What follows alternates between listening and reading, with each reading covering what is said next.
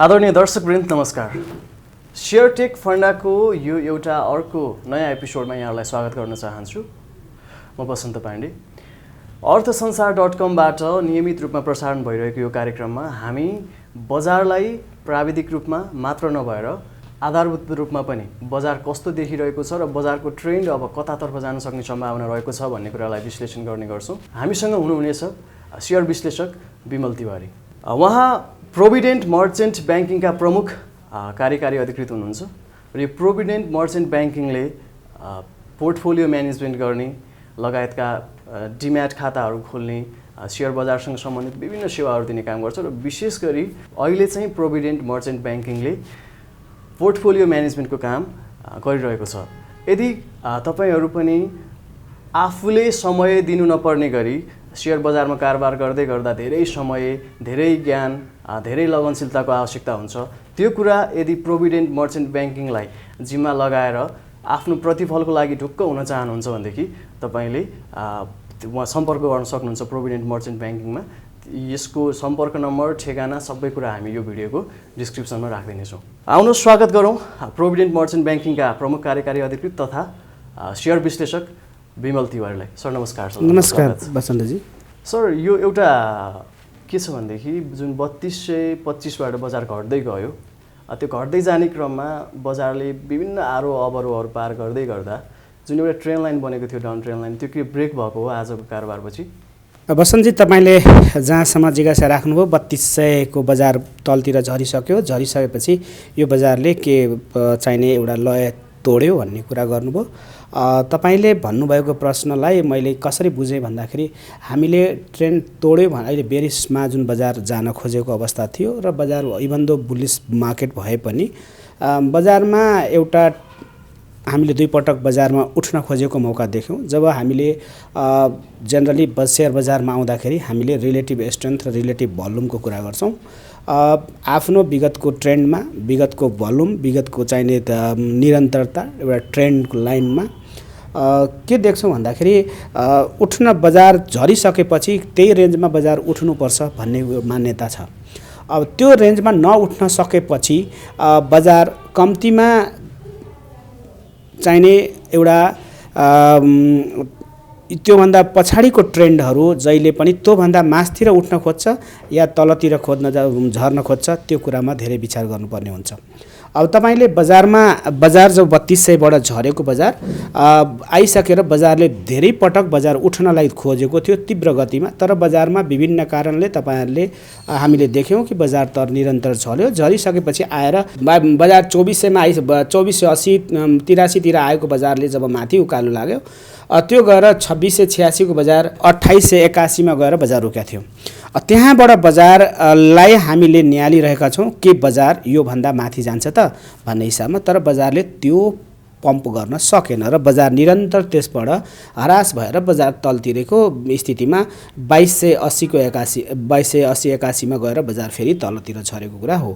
यहाँबाट बजारले पनि फेरि उठ्न खोजेको, सकारात्मक माहौल बन्न खोजेको, तर जहाँसँग बजारमा विद्यमान लिक्विडिटीको समस्या छ, फेरि कोरोनाको कुराहरू छन्, त्यस्तो भएको हुँदा पनि बजार एउटा न्युट्रल अवस्थामा हुनु स्वाभाविक थियो र बजारले तर त्यो लयलाई तोडेर बजार अहिले 20 दिनको औसतलाई तोडेर 10 दिनले चाहिने टच त गरेको हो, तर 20 दिनले 50 दिनलाई गरेको होइन, जहाँ हामीले कन्फर्म चाहिने गर्न सक्दैनौँ।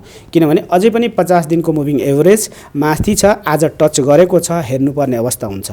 जहाँसम्म मैले लास्ट विकमै तपाईँहरूलाई मैले शेयरटेक फन्डा मार्फत हाम्रो दर्शकवृन्दलाई मैले भनेको थिएँ कि बजारमा हामीले रिलेटिभ स्ट्रेन्थ हेर्दाखेरि तपाईँले जब बजार ट्रेन्ड टुट्छ त्यति बेला त्यहाँ त्यो ट्रेन्ड एउटा लयमा झरिरहेको छ या त्यहाँ माथि तल जिगज्यागमा जान खोजिरहेको छ, त्यो धेरै बुझ्नुपर्ने कुरा छ। यदि ट्रेन्ड झर्यो, बजार बढ्यो, वात त बढेको थियो, झर्न लागेको थियो, तर मैले के भने बजारमा स्ट्रेन्थ छ है, किनभने बजारले जुन गतिमा फलो गरेर त्यस जुन क्यान्डल बेरिस क्यान्डल बन्यो त्योभन्दा अर्को ठुलो क्यान्डल या त्योभन्दा अलिकति साइज ठुलो हुँदै लयमा झरेको थिएन।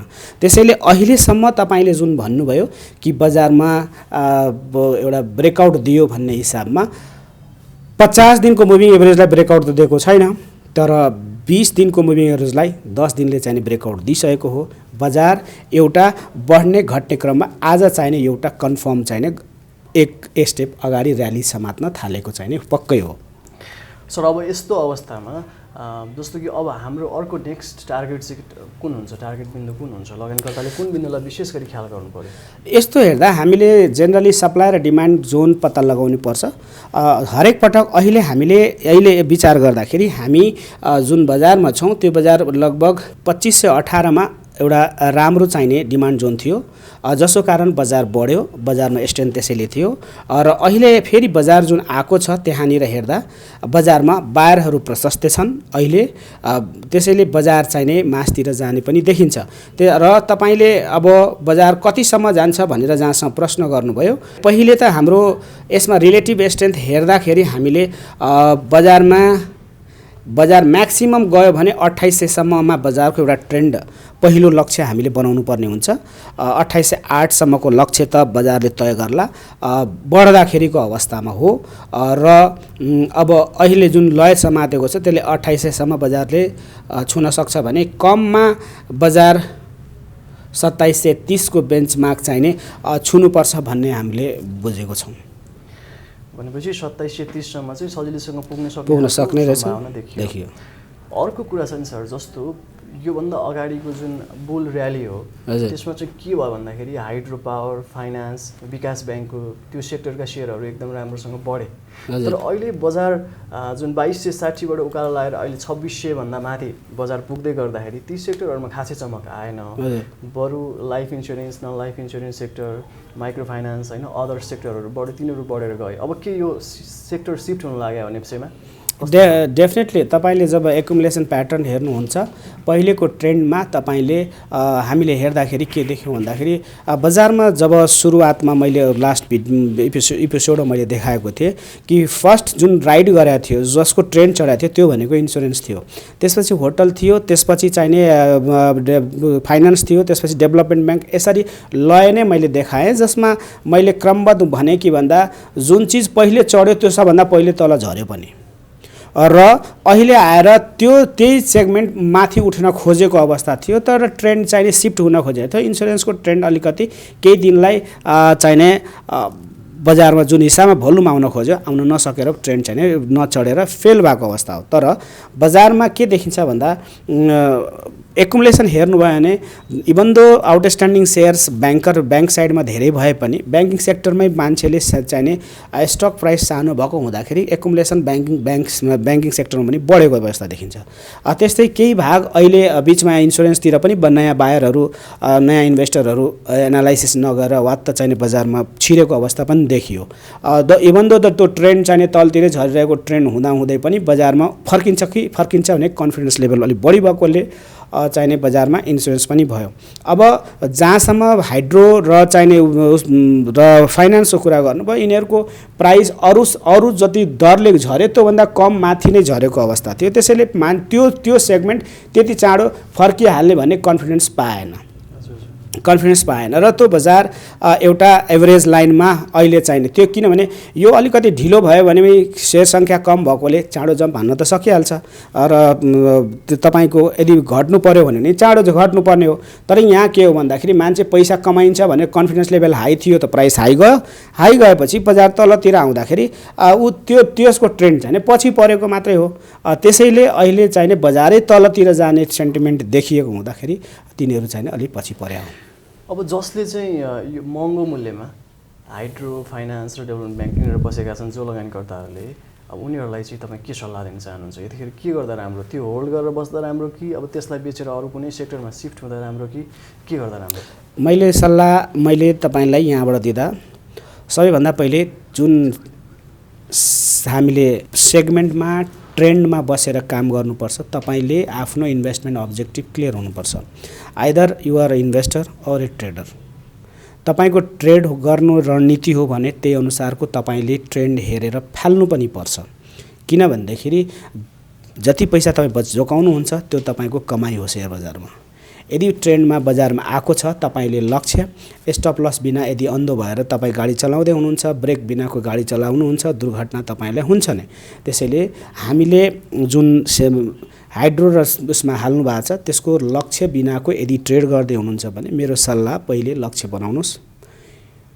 तपाईँले र आगामी ट्रेन्ड हेर्नुहोस्, टेक्निकल एनालिसिस केही बेसिक कुरा सिक्नुहोस्, धेरै इन्डिकेटर सिक्नु पनि पर्दैन। रिलेटिभ स्ट्रेन्थलाई हेर्नुहोस्, रिलेटिभ भल्युमलाई हेर्नुहोस्, बजारको एकुमुलेसन डिस्ट्रिब्युसनलाई हेर्नुहोस्, बायर कता छन् सेलर कता छन् त्यति मात्र हेर्नुहोस्, तपाईँ जित्नुहुन्छ। तर यदि तपाईँले त्यो लक्ष्यविहीनको यात्रा भयो भने कहाँ जानुहुन्छ भनेर मैले पहिले लक्ष्य बनाउन भन्छु। आफ्नो पोर्टफोलियोमा कम्तीमा 10 वटा चाहिने स्टक्स राख्नुपर्छ। सबै स्टक्सको सबै सेक्टरलाई ब्यालेन्स गर्न जरुरी छ र पोर्टफोलियो बनाएर मात्रै हामीले चाहिँ ट्रेड गर्नुपर्छ भन्ने मेरो सल्लाह छ। अर्को एउटा बजारमा एकदमै चर्चाको विषय छ सर, के भनेदेखि जस्तो एक थरी प्राविधिक विश्लेषकहरूले बजार चाहिँ अब 6000 भन्दा माथि पुग्छ आउने 1.5-2 वर्षमा भन्ने किसिमको विश्लेषण पनि गरिरहेका छन्। अनि अर्का थरीले चाहिँ के भनिरहेछन् भनेदेखि त्यति धेरै बजार जाँदैन, म्याक्सिमम बढीभन्दा बढी गयो भनेदेखि 3800 सम्म जाला, त्योभन्दा माथि जाँदैन भन्ने किसिमको विश्लेषणहरू हुने गर्छ। अब यो विषयमा चाहिँ सरको व्यक्तिगत धारणा अथवा व्यक्तिगत विश्लेषण चाहिँ के हो? मेरो व्यक्तिगत विश्लेषण के हो भने सेयर बजार आज जुन ठाउँमा हामी उभिएको छौँ भोलिको दिनमा सेयर बजार त्योभन्दा माथि नै हुन्छ, त्योभन्दा पनि 2 वर्षपछि अझ माथि नै जान्छ। सेयर बजार घट्दैन। तपाईँ आज हामी 500 को बजार भए पनि 1100 को बजार भए पनि आज 3000 को बजारलाई हेर्दा ट्रेन्ड त बजारको बढ्ने नै देखिन्छ। यस्तो किन भयो? एउटा हामीले सामान्य कुरा बुझ्नुपर्छ।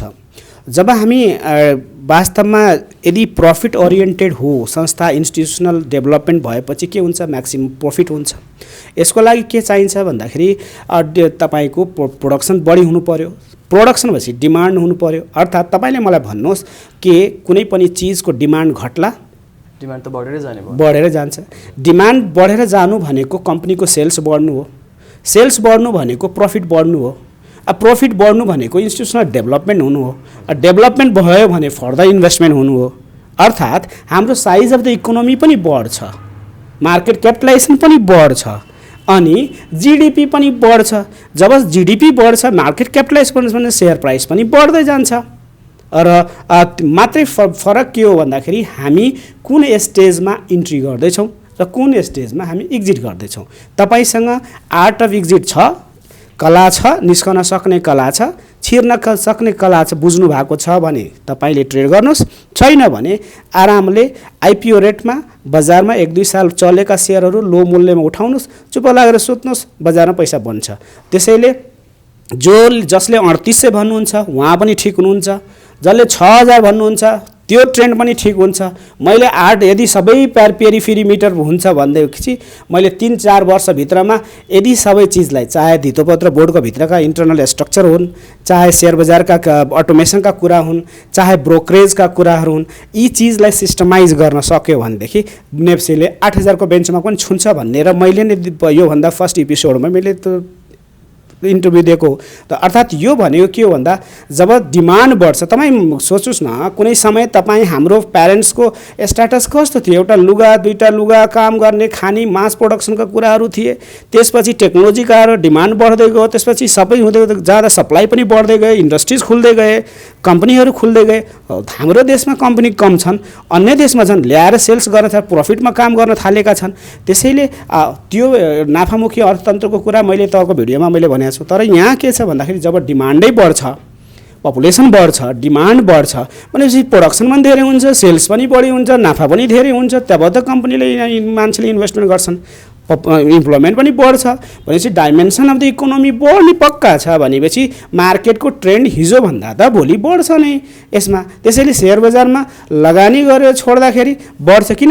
सेयर बिना के चाहिँ सम्भव छ? एउटा कम्पनी बनाउनुहोस्, जागिर खान त कम्पनी चाहियो नि, चाहिएन? कम्पनी चाहियो, जागिर खान कम्पनी चाहियो। आफ्नो भविष्य सुरक्षित गर्नलाई, राम्रो डिसिजन जानलाई कम्पनीमा मुनाफा गर्नु पर्यो भने लक्ष्य बढाउने हो। सबैजना एकै ठाउँमा नाफै खाना बसिसकेपछि त मूल्य त बढ्छ। त्यसैले हामीले के बुझ्नुपर्छ भने सेयर बजारमा यो जुन हरेक जुन हामी लक्ष्य दिन्छौँ त्यो चाहिने टुट्छ। हरेक लक्ष्य टुट्छ। इन्डियाको बजारमा 8,000 मार निफ्टी पनि देखियो, हामीले 12,000 पनि देख्यौँ, फेरि गएर चाहिने 28,000 पनि देखियो, त्यसपछि गएर 50,000 पनि देखिसक्यो। अर्थात् के देखिन्छ भने जब निफ्टी बढिरहेछ, सेन्सेक्स बढिरहेछ, इन्डियाको किन बढिरहेछ? सामान्य हिसाबमा छ। त्यसैले इन्डस्ट्रिज बढिरहेछ। त्यो हुँदा नेपालमा पनि त्यस्तै मर्चेन्ट ब्याङ्करहरू खुलिरहेका छन्, इन्भेस्टमेन्टहरू बढिरहेका छन्, कम्पनीहरू सेयरप्रति जनता टेक्नोक्रेट भइसकेका छन्, मान्छे इन्भेस्ट गर्न थालिसकेका छन्। हाम्रो यङ पपुलेसनहरूले चाहिँ यहीँ देश बनाउनुपर्छ भनेर यतै लाग्न खोजेका छन्। मै भारत छोडेर यहाँ नेपाल आएको, आफै स्वतन्त्र रूपमा चाहिने काम गर्नुपर्छ, उद्यमिता यहाँ बढ्नुपर्छ भन्ने आफ्नो सपनाको हिसाबमा आएको। त्यसैले हामीले के बुझ्नुपर्छ भने जब डिमान्ड बढ्छ भनेर स्योर छौँ भने पक्का पनि नेप्सेको ट्रेन्ड बढ्छ। गभर्नेन्स कसरी गर्ने भन्ने महत्त्वपूर्ण कुरा हो। जुन हजुरले भन्नुभयो 8,000 पनि पुग्न सक्छ भन्ने कुरा भन्नुभयो। जस्तो अहिले अन्तिम समय जुन किसिमको हाम्रो अर्थतन्त्र देखिरहेको छ, मैले तपाईँलाई रोकेँ। 8,000 पुग्न हाम्रो सर्कमस्टान्सेसहरूलाई व्यवस्थित गर्दै गयो भने त्यो ट्रेन्ड पनि भात्न सक्छ। तर हामी 6,000लाई नै जो अप्टिमिस्टिक भएर या 3800लाई जो हामी चाहिने नभने यो हाम्रो सर्ट टर्म र लङ टर्म गोलको आधारमा बेन्चमार्किङ गर्ने टेक्निकल एनालिसिसहरूले प्रिटेन्डेड योभन्दा पुरानो विगतको ट्रेन्डलाई हेरेर फ्युचरको अनुमान गर्नु नै हाम्रो त्यो हो। त त्यसैले सेयर बजारमा हरेक टेक्निकल एनालाइसिसले दिएका ट्रेन्डहरू केही समयपछि चाहिने पुग्छ, त्यो चाहिने निश्चित हुन्छ। त्यसैले हामीले के बुझ्नुपर्छ भन्दा मेजर कुरा डिमान्ड र सप्लाई हो। हामीले बुझेका छौँ डिमान्ड बढिसकेपछि प्रफिट बढ्छ, प्रफिट बढिसकेपछि झन् फर्दर इन्भेस्टमेन्ट हुन्छ, further size of the economy बढ्छ, साइज अफ द इकोनोमी पछि मार्केट क्यापिटलाइजेसन बढ्छ। यसरी हाम्रो अर्थतन्त्र पनि विकास हुने हो। त्यसैले चाहिने बजारमा यो नेप्सेको ट्रेन्ड भाँचिनु र नेप्सेको टार्गेट चाहिँ हामी जो बेन्चमार्किङ गर्छौँ भाँचिनु स्वाभाविक हुन्छ भन्न खोजेँ। एउटा कुरा चाहिँ सरले हजुरले के भन्नुभयो भन्दाखेरि बजार बढ्दै जाँदा होइन त्यसपछि त्यसले चाहिँ झन् थप लगानी हुन्छ बजारमा, इकोनोमी बढ्छ, धेरै कुराहरू जो अर्थतन्त्रमा त्यसले सकारात्मक माहौल सिर्जना गर्छ भन्ने सरको विश्लेषण रह्यो। तर यहाँ अहिले के भइरहेछ भनेदेखि जस्तो कि अर्थ मन्त्रालय सम्हालिरहेको राजनीतिक दलको अध्यक्षले नै सार्वजनिक रूपमै अभिव्यक्ति मात्र होइन प्रतिवेदनमा समेत यो सेयर बजार भनेको चाहिँ अलिकति यो पुँजीपति वर्गको मात्र हो, यसले सर्वसाधारण जनताको हित गर्दैन, यो चाहिँ राज्यको हितमा छैन भन्ने किसिमको चाहिँ अभिव्यक्तिहरू दिइरहँदा प्रतिवेदन सार्वजनिक गरिरहँदा यो विषयमा चाहिँ के भन्नुहुन्छ? सरको धारणा के छ विषयमा? यस्तो हो, हामीले के बुझ्नुपर्छ भने अर्थतन्त्रको आफ्नै गति छ, आफ्नै विङ्स छ र विद्यमान जुन सिस्टममा हामी छौँ त्यही सिस्टमको प्लेटफर्मलाई सुधार गरेर हामीले परिवर्तनको छलाङ लगाउनुपर्छ।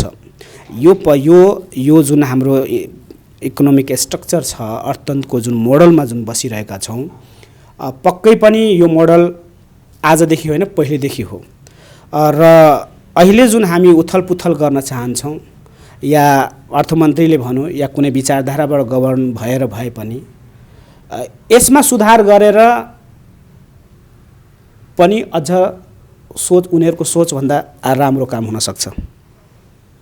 अहिलेको इकोनोमीमा सुधारको आवश्यक छ, मोडिफिकेसनको छ, अल्टरेसनको छ। यो होइन कि सिस्टम फेल्युर भयो भन्ने कुरा होइन, प्रुभन हो। जस्तै तपाईँलाई मैले एउटा कुरा के भन्न खोजेँ भन्दाखेरि बुझाइ कस्तो भने हाम्रो थट प्रोसेस कस्तो छ भने पहिले कमाऊ, त्यसपछि खाऊ अनि रहेकोलाई बचाऊ। यो फिलोसफीमा मेरो प्यारेन्ट्सहरू हाम्रा हजुरबाहरूको सिद्धान्त हामीलाई रङ इम्प्रेसन हामीहरूलाई पारियो। Income minus consumption is equal to saving भन्ने कुरा हामीले पढ्यौँ पनि। हामीले पढेको के हो कन्सेप्ट भन्दा इन्कम गर, कन्ज्युम गर, बाँकी रहेकोलाई भविष्यलाई जोगाउनुपर्छ है भनेर हामीलाई सिकाइयो। तर त्यो फर्मुला आउटडेटेड हो। हामीले बुझ्नुपर्छ income minus saving is equal to consumption. अर्थात् तपाईँले पहिले कमाउनु पर्छ, पक्कै हो। बचाउने कति भन्ने कुरा आफूलाई थाहा पनि हुन्छ। किन हुन्छ भन्दा भविष्यमा रिस्क छ, तपाईँ बुढो हुने पक्का छ, पैसा सकिने पनि पक्का छ, खर्च मेडिसिनको लागि खर्च हुने पनि पक्का छ, छोराछोरी पढाउनु पर्ने पनि पक्का छ। त्यसैले बचत पहिलो हो। त्यो बचतभित्रमा इन्भेस्टमेन्ट त्यसलाई बढाउनको लागि रेट अफ अर्निङ, किनभने महँगाई छ त्यसलाई बिट गर्नको लागि इन्भेस्टमेन्ट पनि प्यारलली हुनुपर्छ। त्यसैले तपाईँले इन्कम गरेपछि पहिले सेभिङ फर्स्ट एजेन्डा, त्यसपछि तपाईँ हामीले चाहिने 10 त्यसको नै नियम कम्तीमा 10%, महँगाई छ भने 10% त बचाउनु पऱ्यो नि। कुनै पनि चिजको मूल्य 10%ले वृद्धि हुन्छ, 10% बचाउनु पऱ्यो। सकिन्छ भने 20% बचाउनु पऱ्यो। त्यस 20% को 10-20%लाई इन्भेस्टमेन्ट गर्नु पऱ्यो। त्यसरी इन्भेस्टमेन्ट गरिसकेको पैसा बजार बढ्छ, सबै चिज बढ्छ, तपाईँले गर्ने लाइफस्टाइल मेन्टेन उही हुन्छ। बाँकी रहेको पैसा कन्ज्युम गर्नुहोस्, खर्च गर्नुहोस्, जे किन्नु छ किन्नुहोस्, तर नबचाइकन कन्जम्सन गर्नु हुँदैन भन्ने कुरा मान्यता हामीले आफ्नो थर्ड प्रोसेसमा राख्नुपर्छ। त्यसैले जुन फिलोसफीमा अहिलेको कम्युनिज्म प्याटर्नबाट हाम्रो देशमा फ्लरिस भइरहेको अवस्था छ, त्यो प्याटर्नमा सुधार हुन छ। त्यो समयले सिकाउँछ, सबैलाई नेतृत्वलाई समयले सिकाउँछ। यो सबै चिज अभ्यस्त हुन्, उनीहरूलाई पनि यो कुरा फिल, किनभने टोटल सल्युसन जबसम्म प्रुभन रिजल्ट आउँदैन। हामीले त देखेको छौँ केही कुराहरू कि यो प्रुभन फ्याक्ट हो, ह्युमन लाइफको फ्याक्ट हो, कसैले यसलाई बदल्न पनि सक्दैन। जुन पनि फिलोसफी आयो भने तपाईँ मलाई भन्नुहोस्, नकमाई कसैले खर्च गर्दैन, सक्दैन। खल्तीमा पैसा नै खर्च गर्ने हो, यो त युनिभर्सल फन्डा हो। खर्च गर्नु छैन, म भोलिको दिन के हुन्छ थाहा छैन, म 8 रुपियाँले आफ्नो व्यवस्था लगाउँछु भने 2 रुपियाँ सेभिङ गर्नु पहिलो एजेन्डा हो। त्यसपछि बाँकी त 8 रुपियाँ तपाईँले खर्च गर्नुहुन्छ, त्यो भनेको पैसा यहाँ हुँदाहुँदै सुरक्षित फिल गर्नु तपाईँले इन्भेस्टमेन्ट गर्नुहुन्छ। यो त ह्युमन फ्याक्ट हो कि मान्छे बुढो हुन्छ, पैसा सकिन्छ, अभाव हुन्छ, स्कर्सिटी हुन्छ भन्ने कुरा। त्यसैले हामीले इन्टिग्रेटेड ल अफ इन्टिग्रेसनमा विश्वास राख्नुपर्छ र चाहिने हामीले वेल्थको क्रिएसन गर्नुपर्छ भन्ने मान्यता हो। त्यसैले अबको फिलोसफी उहाँहरूको बुझाइ अर्थतन्त्रले गभर्न गर्छ लिडरसिपलाई, यदि समयले सिकाउँछ नेतृत्वलाई। यति कुरा मैले बुझेको छु। यदि उसले समयअनुसार हिँडेन भने समयले नै सिकाउँछ। त्यसैले चाहिने परिवर्तन उनीहरूमा पनि जरुरी छ। समय छँदै परिवर्तन होस् भन्ने म चाहन्छु। र तपाईँले जुन भन्नुभयो यो कुरा कि उनीहरूको अलिकति बुझाइमा दृष्टिदोष छ, त्यसमा सच्याउनु पर्छ। भनेपछि लगानीकर्ताहरूले त्यो कोही नेताले भन्दै गर्दा अथवा कोही मन्त्रीले केही भनेको कुरालाई आधार मानेर त्यो अलिकति लगानीकर्ताहरू आतंकित हुनुपर्ने अवस्था कहीँ पनि छैन। डेफिनेटली तपाईँको मनी स्पिक्स, नेताको वर्डभन्दा पैसा बोल्छ। हामीले मार्केटले एडजस्ट गरिसकेको छ। तपाईँले देख्नुभयो होला, ओलीको परिवर्तनको बेलाको घटना होस्, त्योभन्दा अलिकति पहिलेको घटना होस्, हामीले देखेको छौँ कि नेताहरूले बोलेका कुरालाई मार्केटले एभोइड पचाउन थालिसकेको थियो। र त हामीले कोरोना भाइरसको ट्रेन्डमा पनि बजार 3200 गएको थियो। कसैले भनेर गएको थिएन त, बजार त आफ्नो लयमा गएको थियो। बिगार्नको लागि आए, बजार किन बढ्यो भन्ने पछाडि गइएन। बजार नयाँ नयाँ स्क्रिप्टहरू बढ्यो, नयाँ नयाँ पार्टिसिपेन्ट्सहरू आयो, भोल्युम बढ्न लाग्यो। कहाँ बढेको बजार बढेकै होइन। अहिले त आफ्नो ट्रेन्डमा कुनै पनि बजार बढेको छैन। बजारमा जेबिएलबीको सेयर, जो तपाईँले जीवन विकासको सेयर 4000 पुग्छ, एनआरआइसीको सेयर 2900 पुग्छ। Volume size of the volume बढ्छ, नम्बर अफ क्वान्टिटी पनि बढेको छ। अन्य स्टक्स खोइ ब्याङ्क बढेकै छैन। त्यसमा बिचमा मौकाको खेलाडी तपाईँले हाइड्रो र फाइनान्सलाई देख्नुहुन्छ, जसमा जो हो केही लार्ज साइज इन्भेस्टरहरूले गेम प्ले गरेका हुन्। त्यसैले समग्रमा अर्थतन्त्रको जुन 3800 जुन 8000 6000 को हामीले जो कुरा गर्दैछौँ त्यो कुरा सम्भव छ। किनभने यदि इकोनोमीमा वास्तविक रूपमा इकोनोमीको ट्रेन्ड ठिक हुने हो भने बजारले लय समात्छ। अब छन् सर, हामी के गरौँ भन्दाखेरि जस्तो धेरै लगानीकर्ताहरूको चासोको विषय, अब यो लाइफ इन्सुरेन्स, त्यसपछि नन लाइफ इन्सुरेन्स अस्ति एकचोटि बढ्यो, फेरि घटेर फेरि बढ्दैछ। अनि त्यसमा पनि एक किसिमको जुन डाउन ट्रेन्ड छ, त्यो ट्रेन्ड ब्रेक भएको भन्ने किसिमको विश्लेषणहरू बजारमा आइरहँदाखेरि अब यो लाइफ इन्सुरेन्स र नन लाइफ इन्सुरेन्सको सेक्टर चाहिँ कस्तो देखिरहेछ अहिले, त्यसको अर्को अब जुन टार्गेट हुन्छ, यदि बढ्छ भनेदेखि टार्गेट कुन हुन्छ हाम्रो, बढेर गयो भनेदेखि, यदि घटेर जान्छ भनेदेखि स्टप लस गर्नुपर्ने बिन्दु कुन हुन्छ समग्रमा?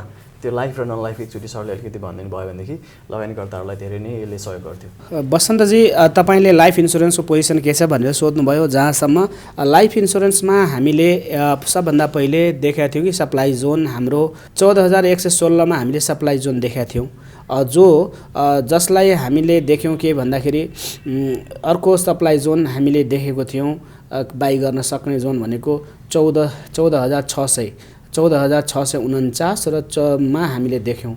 आज के भयो भन्दा तपाईँलाई हामीले 14,649लाई टच गरेर टेस्ट गरेर बजार त्यहाँ बसिरहेको अवस्था देखिन्छ।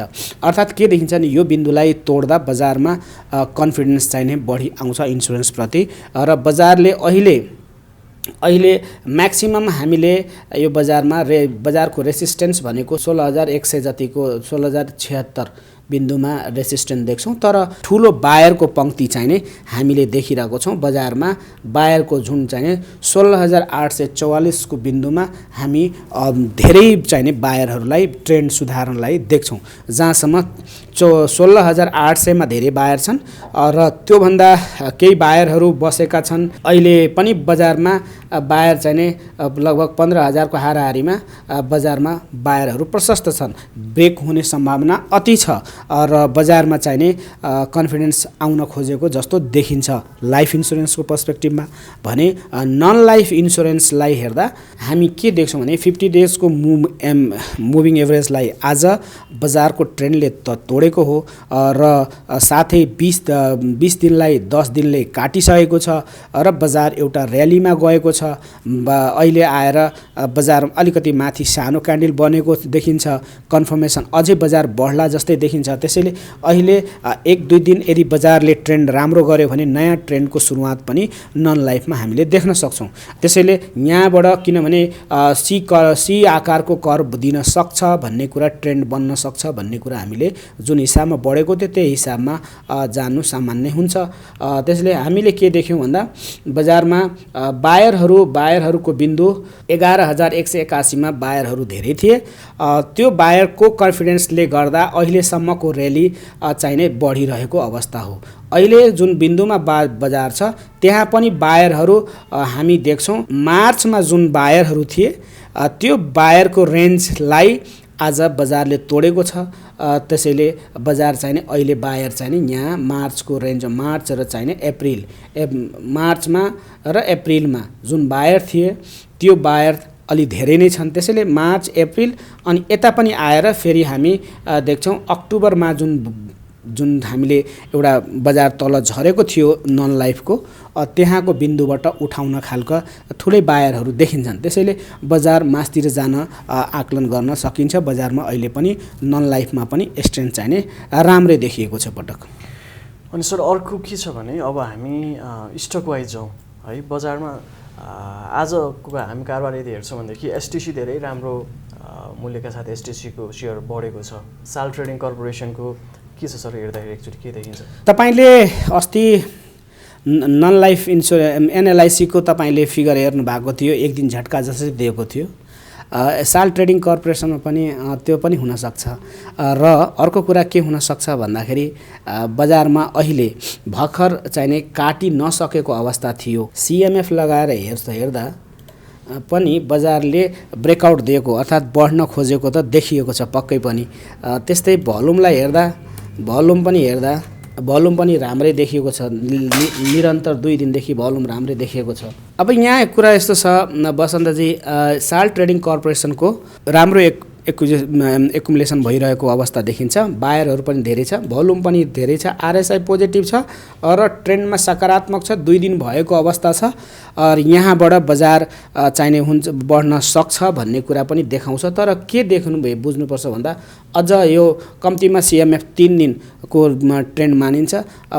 बस्न सक्नेले, पोजिसन लिन सक्नेले चाहिने साल ट्रेडिङलाई सकारात्मकै मान्नुपर्छ। यसमा चाहिने हामीले हुँदैन, सकारात्मक हुन सकिन्छ किनभने इएमआई सबै हरेक इन्डिकेटरहरू पोजिटिभै देखिन्छन्। यसमा कुनै पनि देखिँदैन। मात्रै के छ भने आज चाहिने अलिकति अनएक्सपेक्टेड रूपमा बढेर 50 दिनको मुभिङ एभरेजलाई टच गरेको हुँदा क्रस नगरेको अलिकति कन्फर्म हुन गाह्रो छ। नभएदेखि यदि भोलिको ट्रेन्डमा 50 दिनको मुभिङ एभरेज क्रस गर्ने हो भनेदेखि बजार बढ्छ। अर्को एउटा मेगा ब्याङ्कको कस्तो देखिन्छ सर, त्यो पनि एकचोटि हेरिदिनु होला। मेगा ब्याङ्क मैले पनि किनेको छु। तपाईँले प्रष्टै भन्नुपर्दा मेगा ब्याङ्क मैले पनि किनेको छु 3-4 दिन पहिले। बजार बढिरहेको छ। त्यसैले मैले यो स्टकको बारेमा भनौँ नभनौँ म तपाईँहरूलाई ट्रेन्डले जे भन्छ त्यही कुरा म तपाईँलाई स्वतन्त्र रूपमा सरले एकदम विश्लेषण मेगा मैले पनि पोजिसन लिएर बसेकै हो। तर के हुन्छ भन्ने कुरामा तपाईँहरूले प्रष्ट देख्न सक्नुहुन्छ। अघि मैले भने जस्तै यो सेयर तपाईँले किन्नु नकिन्नु आफ्नो हिसाबमा हो। हामीले पोजिसन यहाँबाट पोजिसन यो जब क्रस गर्यो त्यसपछि हामीले पोजिसन बनाएको 277 हामीले पोजिसन लिएको हो। बजारले अहिले 291 टच गरेको छ। हामीले 20 दिनलाई 10 दिनले मुभी एभरेजले काटिसकेको छ।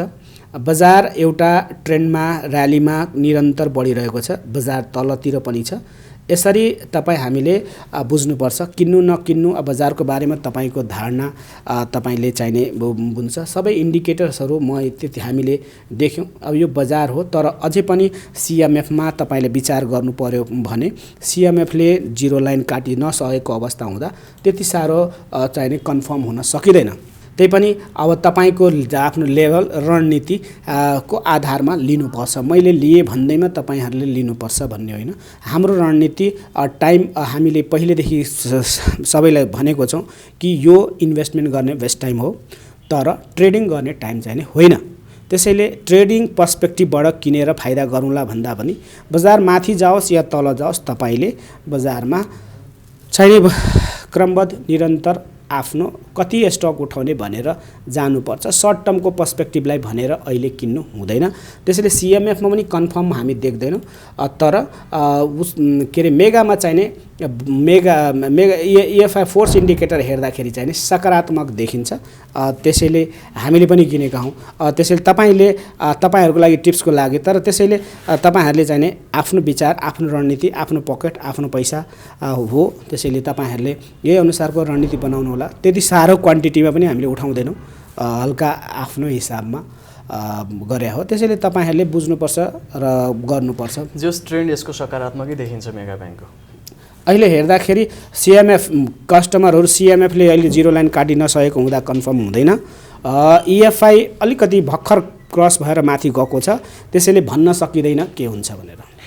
अर्को एउटा युनियन लाइफ इन्सुरेन्सको धेरै जिज्ञासा राख्नुहुन्छ हाम्रो दर्शकहरूले, त्यो एकचोटि हेरिदिनुहोस् न सर। यो लाइनलाई हेर्दाखेरि एकुमुलेसन भइरहेको छ। किन्ने काम धेरै छ।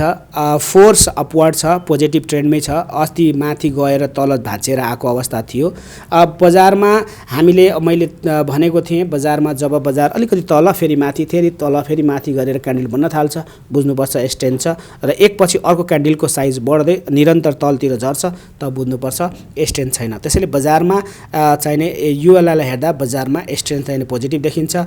इन्डिकेटर्समा सिएमएफलाई हेर्दाखेरि जिरो लाइन क्रस गरेको छ, बायर्सहरू छन्, अहिले बजार बढ्ने नै देखिन्छ। त्यस्तै इएफआईलाई हेर्दाखेरि फोर्स इन्डिकेटर्स पनि माथि नै छ। त्यसैले यहाँनिर निराश हुने कुरा देखिँदैन। र डिएमआईलाई हेर्दाखेरि हामी प्रष्ट हुन्छौँ कि एडिएक्स लाइन बायर अपवार्ड जाँदैछन्, बायरहरू माथि जाँदैछन्, एडिएक्स बायरको सपोर्टमा जाँदैछ, सेलरहरू न्यून भएर कम हुँदैछन्। त्यसैले पोजिटिभ बन्न जरुरी छ। यो माथि जान सक्ने सम्भावना युएलआईको छ। यसको के टार्गेटहरू के बन्न सक्ला सर यसको? यसमा तपाईँको टार्गेटमा हामीले अहिले धेरैलाई नजाउँ। हामी पहिलो टार्गेट 718 को बिन्दुलाई म्याक्सिमम दिन सकिन्छ। कममा हामी चाहिने 687 र 718 को बिचमा बजार जान सक्छ। तपाईँले पोजिसन यदि अहिले बनाउनुहुन्छ भने बजारमा हुन त हिजो डोजी बन्न इभिनिङ स्टार बन्न खोजेको अवस्था देखिन्छ, तर त्यो इभिनिङ स्टार फेक फल्स पनि हुनसक्छ, किनभने अपवार्डै छ। तपाईँले यदि अहिले परचेज गर्दाखेरि 648 को बिन्दुमा गर्दा तपाईँको स्टप लस गएर 580 सम्म हुनसक्छ र तपाईँले 648 को बिन्दुसम्ममा बजारमा छिर्न सक्नुहुन्छ। र कममा 620 र 648 को बिन्दुमा छिर्नुहुन्छ। 718 म्याक्सिमम जान सक्ने अवस्था र फ्लक्चुएसन यो बिचमा देखिन्छ धेरै मार्जिनमा। अब नेप्सेको ट्रेन्ड बदलियो भने त बढ्न सक्ला, तर ट्रेन्डै नबदलिकन हामीले अनुमान गर्न मिलेन। एनआइसी एसिया लघुवित्तको पनि आज राम्रो कारोबार भयो सर, र यसमा पनि धेरैजना बायरहरू इन्ट्रेस्टेड भएको देखियो। यसको बारेमा अलिकति भनिदिनुहोस् न। हामीले बजारमा बिहान 1133 को बिन्दुको बजार बेलुका 1200 को हाराहारी एक दिनमा बढेको देखिन्छ। आज बजारमा अब के बजार बढ्छ भन्न खोज्नुभयो होला। बजार हामी ट्रेन्ड अनुसार ट्रेन्डमा सुधार आए अनुसारको बजारमा अस्ति 2 दिनदेखि बजारले चाहिने टेकअप लिएको छ। 1060 को बजार 1050 बाट बजारले 1200 को बिन्दु 2 दिनमा छोको छ। बजार तलतिर देखिन्छ, तर बजारले आज छोको अवस्थामा 20 दिनलाई 10 दिनले काटिसकेको छ। सायद 50 दिनलाई पनि छिट्टै काट्यो भने अझ कन्फिडेन्स हुने देखिन्छ। बजारमा बायरहरू तपाईँले हेर्दाखेरि बायरहरू यो जुन बिन्दुमा छ, केही बायरहरू यहाँ पनि देखिन्छ र सबैभन्दा अझै बायर 1182 को बिन्दुमा अलि निकै नै बायर पनि छ। त्यसैले एनआइसी बिएसएलमा चाहिने के देखिन्छ भन्दाखेरि ट्रेन्ड तलतिर छ र बजारको मूल्य माथि भएकोले भन्न सकिँदैन हत्तपत्त। अब यो एक दिन या 2 दिनको कन्फर्मेसन चाहिने अवश्य पनि हामीले लिनुपर्छ। बलेन्जर ब्यान्डमा ब्रेकआउट दिएको अवस्था देखिन्छ। बलेन्जर ब्यान्डको एउटा कन्फर्मेसन फर्स्ट क्यान्डल चाहिने कन्फर्म भएको देखिन्छ। यहाँ तर के देखिन्छ भने बजार तलतिरको स्लोपमा गइरहेको थियो। यही स्ट्यान्डर्डमा माथि जान पनि सक्छ। त्यसैले सायद हेर्नु भोलिको ट्रेडले कन्फर्म गर्छ। भोलि यदि बिहान भोलि भोल्युम राम्रो आउँदाखेरि यो चाहिँ सुध्रिन सक्ने अवस्था हुन्छ। अन्तिममा हाम्रा दर्शकहरूलाई नेप्सेको ट्रेन्ड चाहिँ कस्तो हुनसक्छ, आगामी दिनहरूमा चाहिँ नेप्से कतातिर जान सक्छ भन्ने कुरा अलिकति बताइदिनुहोस् न सर। बजार एक किसिमले एउटा लयबाट बजार तलतिर गएको छ। आरएसआई अहिले माथि गएर केही समयपछि अलिकति तल झरिसकेपछि बजारले हामीले एक्सपेक्ट गरेको बजारको सुधार हुनको लागि 2770 को बिन्दुबाट बजार सुधार भयो भने बजारलाई चाहिने सकारात्मक मान्नुपर्छ र चाहिने बजारले एउटा लय फेरि समात्छ त्यहाँबाट। अब यदि त्यो पुगेन र यहाँबाट गयो भने पटक यहाँ के एउटा दुईटा क्यान्डल मात्रै बनेर 50 दिनको मुभमेन्टलाई टेस्ट मात्रै गरेकोले यहाँबाट बजारले यदि चाहिने यसलाई अझै भोलि ब्रेक गरिसकेपछि बजारले 1-2 दिन माथि जाला या बजारमा तपाईको तलतिरको ट्रेन्ड जाने अवस्था भयो भने पनि हामी चाँडै रिकभर गरेर बजारले चाहिने नयाँ ट्रेन्ड सुरुवात गर्नेछ भनेर हामीले बुझ्नुपर्छ। किनभने यो बजार जेसुकै भए पनि यो चढिरहेको बजार होइन, झरिरहेको बजार हो र अहिले रिकभर गर्नलाई करेक्सन गर्न खोजेको अवस्था भएको हुँदाखेरि एउटा चाहिने सानो अझै करेक्सन चाहिने एक्सपेक्टेड छ र बजारमा स्ट्रेन्थ बलियो भएकोले भन्न सकिँदैन। हामी यो पुस मसान्तको बीचमा पनि छौँ। लिक्विडिटीको अवस्थाको लागि सबैजनाले चाहिने चासो लिएको बेला पनि हो र ब्याङ्कहरूले कर्जा पनि दिन सहज भएको अवस्थामा ब्याङ्कमा डिपोजिटहरू पनि मोबिलाइज भएको अवस्थामा लास्ट विक यो विकदेखि बजारले पिकअप पनि लिन सक्छ भन्ने हामीले अनुमान लगाउनुपर्छ बसन्तजी। फेरि माघपछि त सहज मलाई लाग्छ बजारमा चाहिने ब्याङ्किङ सेक्टरमा सहजै हुन्छ होला, त्यति टफ पनि नहोला भन्ने हिसाबमा मेरो आकलन छ। बजारमा वित्तीय प्रणालीमा तरलता सहज हुँदै गर्दा माघपछि चाहिँ बजार अझै बढेर जान सक्ने किसिमको हामीले आकलन गर्न सक्ने भयो। र हाम्रो दर्शकहरूको जुन जिज्ञासा हो, चासो हो, त्यसलाई चाहिँ मेटाउनको लागि आफ्नो समयको कन्ट्रिब्युट गर्नुभएकोमा सरलाई धेरै धेरै धन्यवाद दिन चाहे हामीले। धन्यवाद बसन्तजी। सबैजनालाई मैले टेक्निकल एनालाइसिस सिकेर ट्रेन्डको बारेमा बुझेर चाहिने सजग भएरै चाहिने लगानी गर्नुपर्छ। एकैपटक बजार सुध्रियो भन्दैमा या सुध्रिँदैछ भन्दैमा हौस हेर लगानी नगर्नु होला। लगानी रणनीति अनुसार लगानी गर्नु होला। आफ्नो अब्जेक्टिभ इन्भेस्टमेन्ट कति गर्ने भन्ने कुरा छुट्याउनु होला। सबै घर जग्गा बेची लगाउने भन्ने हिसाबमा छन्, सेयर बजारलाई त्यो हिसाबमा लगानी नगर्नु होला। यसलाई सेकेन्ड सोर्स अफ इन्कमको रूपमा केही पार्ट इन्भेस्टमेन्ट गरेर क्यापिटल फर्मेसनको लागि इन्भेस्टमेन्ट गर्नु होला भन्दै म पनि बिदा चाहन्छु। धन्यवाद बसन्तजी, नमस्कार।